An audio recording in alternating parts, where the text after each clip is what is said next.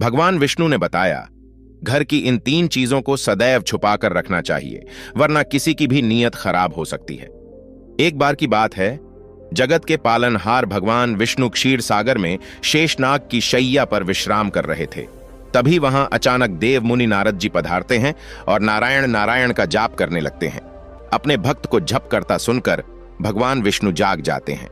अपने भक्त को सामने खड़ा देखकर जगत के पालनहार भगवान विष्णु कहने लगे, हे देव मुनि नारद, आपने अचानक क्षीर सागर में आने का कष्ट क्यों किया? क्या कोई संकट आने वाला है? तब देव मुनि नारद जी कहते हैं, हे प्रभु, पहले आप मेरा प्रणाम स्वीकार कीजिए।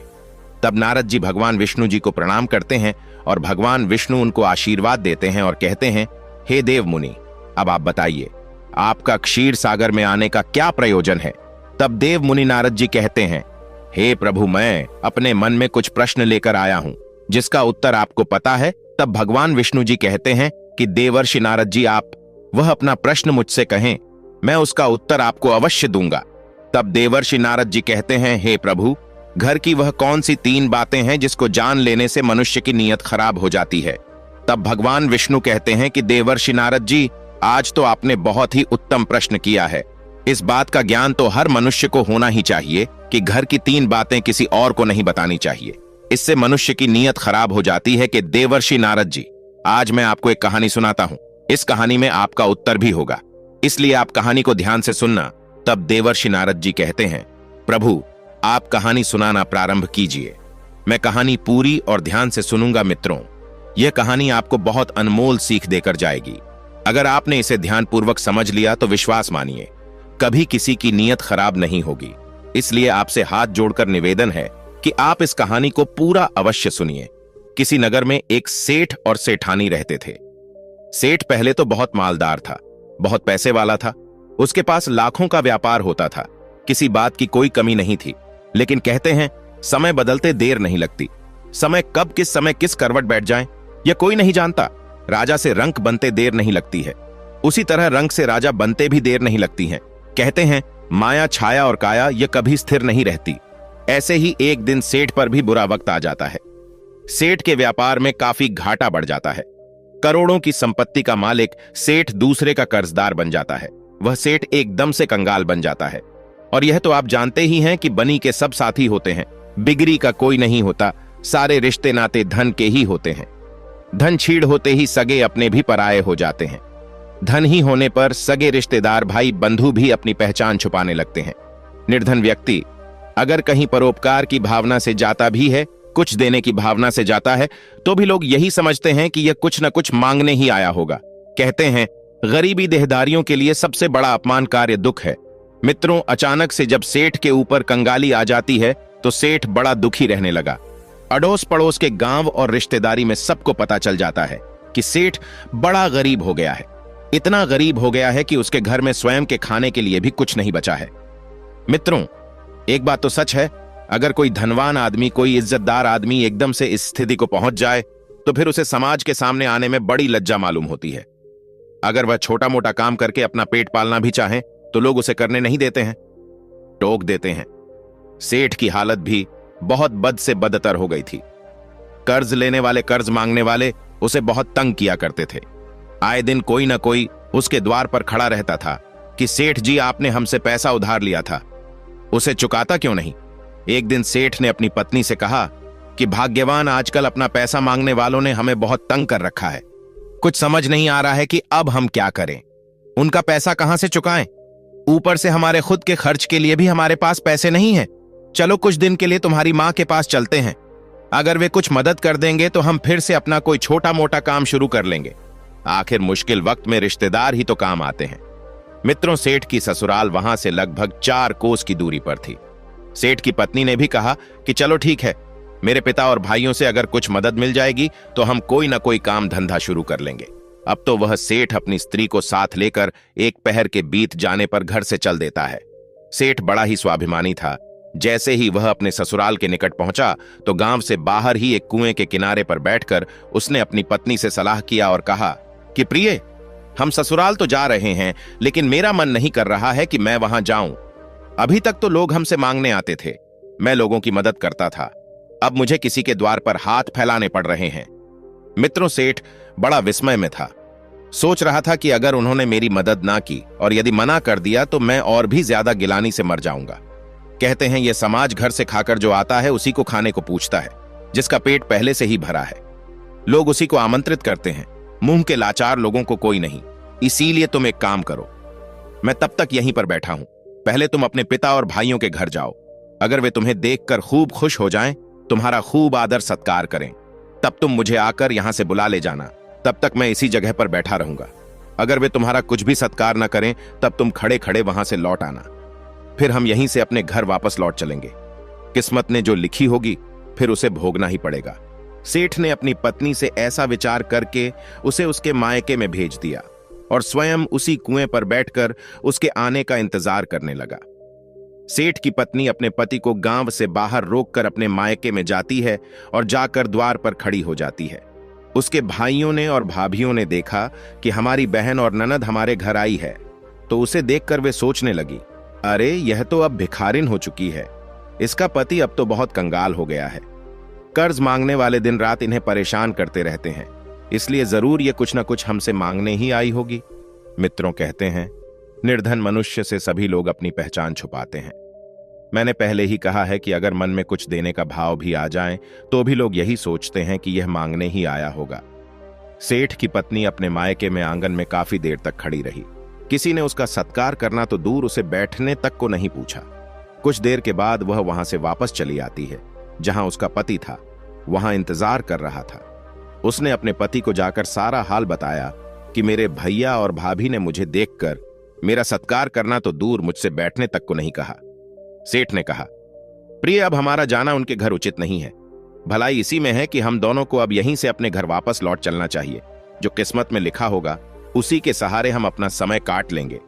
मित्रों, ऐसा विचार करके सेठ और सेठ की पत्नी वहां से वापस अपने गांव की ओर लौटने लगते हैं। मित्रों, चलते चलते जब वे अपने गांव के समीप पहुंच गए, उस समय पैदल का ही रास्ता था। सेठ की स्त्री उस समय चलने की स्थिति में नहीं थी क्योंकि वह गर्भवती थी। मित्रों, हुआ क्या, चलते चलते सेठ की स्त्री रास्ते में गिर पड़ती है क्योंकि अब उसके प्रसव काल का समय नजदीक आ गया था। उसने तुरंत अपने पति से कहा कि मुझको उठाकर रास्ते से किनारे के खेत में ले चलो। मित्रों, सेठ अपनी पत्नी को उठाता है और वहीं पास में एक बाजरे का खेत था, उसमें ले जाता है। बाजरे के खेत में जाकर सेठ की पत्नी ने एक लड़के को जन्म दिया। मित्रों, थोड़ी देर के बाद में जब सेठ की पत्नी होश में आती है, तब उसने अपने पति से कहा कि बच्चे को साफ करके तुम मेरी गोद में दे दो और इस गंदे रक्त को एक कपड़े में बांधकर खेत में जाकर गाड़ दो। मित्रों, सेठ ने वही किया। उस गंदगी को एक कपड़े में बांधकर उसी खेत में गाड़ने के लिए गड्ढा खोदने लगा। गड्ढा अभी थोड़ा सा ही खुदा था कि इतने में उसने क्या देखा, उसमें से एक सोने चांदी की असरफी से भरी हुई एक हांडी निकल आती है। उस हांडी को लेकर खुशी खुशी सेठ अपनी स्त्री के पास आता है और अपनी पत्नी को बताता है, प्रिय, परमात्मा ने हमारा सारा दुख दूर कर दिया है। इस बालक के जन्म के साथ ही भगवान ने हमें खूब सारी धन दौलत भी दे दी है। किसी ने सच कहा है, जब भगवान किसी को जन्म देता है तो उसके रहने खाने का भी इंतजाम पहले से कर देता है। उस हांडी को देखकर सेठ की स्त्री भी बड़ी खुश हो जाती है क्योंकि दोस्तों, वो हांडी सोने की असरफी से भरी हुई थी। सेठ की स्त्री ने कहा कि स्वामी, अब आप मुझे जल्दी घर ले चलो। मित्रों, सेठ खुशी खुशी से अपनी स्त्री को साथ लेकर अपने घर आता है।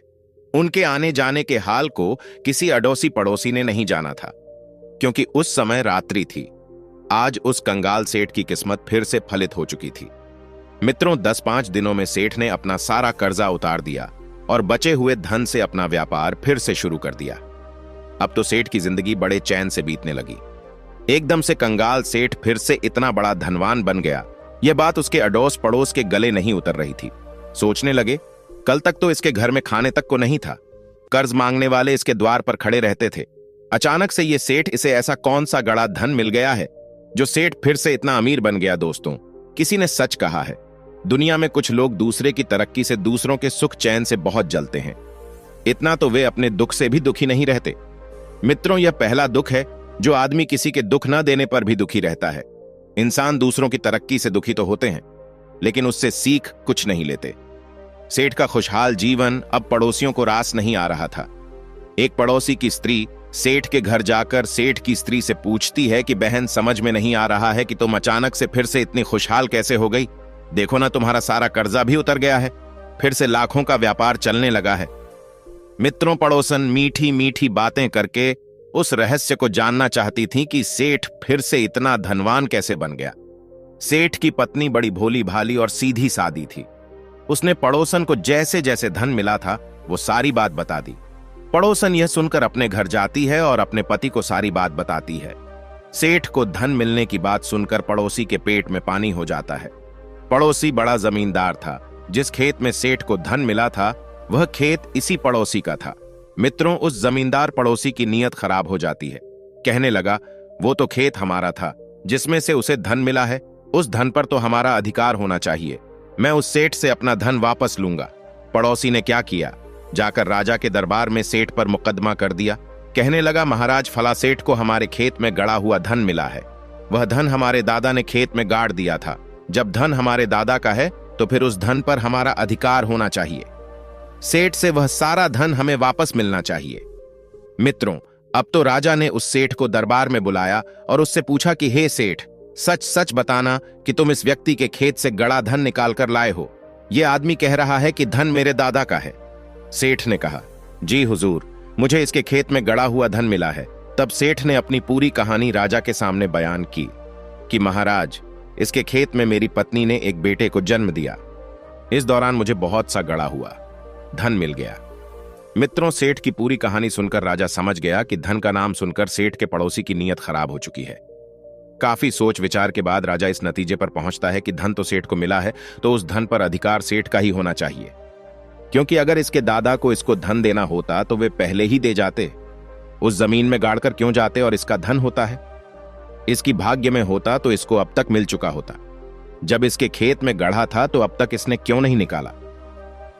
दोस्तों, राजा ने अपना हुक्म सुनाया कि है जमींदार, इस बात में कोई दो राय नहीं कि वह धन तुम्हारे दादा का है, परंतु अब तुम्हारे दादा इस सेठ के घर में बच्चा बनकर पैदा हुए हैं। जब तक वो नहीं जन्मे थे तब तक सेठ को धन भी नहीं मिला था। उसके जन्म से ही सेठ को वह धन मिल गया है। अब जितना धन सेठ ने खर्च कर दिया, अपना कर्ज चुका दिया, सो कर दिया। बाकी का जो धन बचा, उस धन को अदालत में जमा करवा दिया जाएगा। जब यह बच्चा बड़ा हो जाएगा तब यह सारा धन उसको दे दिया जाएगा, यानी कि तुम्हारे दादा का धन तुम्हारे दादा को सौंप दिया जाएगा। तुमने जो यह कहा था कि वह धन मेरे दादा का है, सो तुम्हारे दादा इस सेठ के घर पुत्र बनकर पैदा हुए हैं और पैदा होते ही उन्होंने अपना धन जमीन से निकाल लिया। इसमें तुम्हें कोई आपत्ति नहीं होनी चाहिए। दादा पर भी तुम्हारा कुछ अधिकार तो बनता ही है, क्योंकि तुम्हारे दादा अभी बालक रूप में हैं। जब तक यह सयाने नहीं हो जाते तब तक तुम्हें भी अपने दादा के पालन पोषण के लिए 100 रुपये हर महीने सेठ को देने होंगे, क्योंकि तुम्हारे दादा पर तुम्हारा पूरा हक है और तुम्हारे दादा का भी तुम पर पूरा हक है। राजा का फैसला सुनकर पड़ोसी जमींदार भी सन्न रह गया। सोचने लगा, यह क्या मेरा धन मुझे मिलने के बजाय मुझसे 100 रुपए महीने उल्टा इस सेठ को देने पड़ेंगे। लगता है मैंने धन देखकर नीयत खराब की थी। यह उसी का नतीजा है। मित्रों, वह जमींदार वहां से अपना सा मुंह लेकर लौट गया और हर महीने 100 रुपए उस सेठ को देने पड़ते थे। मित्रों, इसीलिए कहते हैं नीयत खराब मत करो। इसी से संबंधित मैं आपको एक वाक्या और सुनाता हूं। किसी गांव से एक बुढ़िया अपनी जवान बेटी के साथ दूसरे गांव जा रही थी। रास्ते में चलते चलते उसकी लड़की बहुत थक गई थी। तब वह बुढ़िया अपनी लड़की के साथ सड़क किनारे बैठकर सुस्ताने लगती है। तभी वहां से एक घुड़सवार गुजरता है। बुढ़िया ने उस घुड़सवार से कहा, बेटा, मेरी लड़की को तू थोड़ी दूर तक अपने पीछे घोड़े पर सवार कर लो। यह बेचारी बहुत थक गई है, इससे चला नहीं जा रहा है। आगे जाकर तू इसे उतार देना, मैं तब तक पीछे पीछे आ रही हूं। मित्रों, उस समय घोड़े वाले ने यह कहकर मना कर दिया कि मैं दूसरे की लड़की को अपने घोड़े पर नहीं बैठा सकता। इतना कहकर वह घुड़सवार आगे को चला जाता है। लगभग 1 मील तक पहुंच गया होगा। तब उसके मन में विचार आता है कि ऐसी सुंदर जवान स्त्री को मैंने घोड़े पर बैठाने से इनकार कर दिया। मैं भी कितना मूर्ख हूं। अगर मैं उसे बैठा लाता तो वह बुढ़िया मुझे कौन सा देख रही थी और कौन सा वो मुझे भागकर पकड़ सकती थी। मैं उसकी बेटी को लेकर अपने घर चला जाता और उसे अपनी पत्नी बना लेता। मित्रों, अब तो उस घुड़सवार के मन में उस लड़की को देखकर उसका मन बिगड़ने लगता है। लड़की के बारे में सोचकर उसकी नीयत खराब हो जाती है। घुड़सवार ने फौरन वहीं पर अपना घोड़ा रोक लिया और सोचा कि वह बुढ़िया अपनी लड़की को लेकर जब आ जाएगी तो मैं उसे घोड़े पर बैठा लूंगा। मित्रों, उधर उसी समय उस बुढ़िया के मन में भी विचार चलने लगता है। बुढ़िया मन में सोचती है कि अच्छा हुआ जो उसने मेरी बेटी को घोड़े पर नहीं बैठाया। मैं भी कितनी पागल थी जो उस अनजान राहगीर के साथ उसके घोड़े पर अपनी बेटी को बैठा रही थी। पता नहीं वह कौन था, कहां का था। अगर वह मेरी बेटी को लिए चला जाता तो मैं क्या कर लेती। मित्रों, यही सब बातें सोचते सोचते बुढ़िया अपनी बेटी के साथ आगे बढ़ती जा रही थी। रास्ते में वहीं घुड़सवार खड़ा मिल जाता है। घुड़सवार कहने लगा, मां मुझे माफ करना।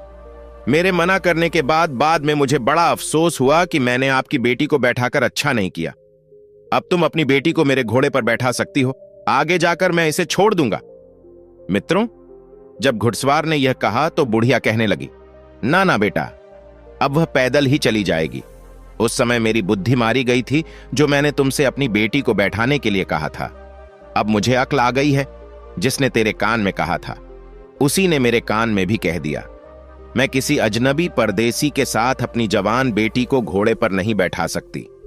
तुम जाओ और अपना काम करो। मित्रों, वह घुड़सवार बुढ़िया के मना करने पर वह वहां से अपना सा मुंह लेकर चला जाता है। दोस्तों, इन कहानियों से हमें यह सीख मिलती है कि हमें कभी किसी की चीज को देखकर कभी नीयत खराब नहीं करना चाहिए। किसी के धन स्त्री को देखकर उस पर ललचाना नहीं चाहिए।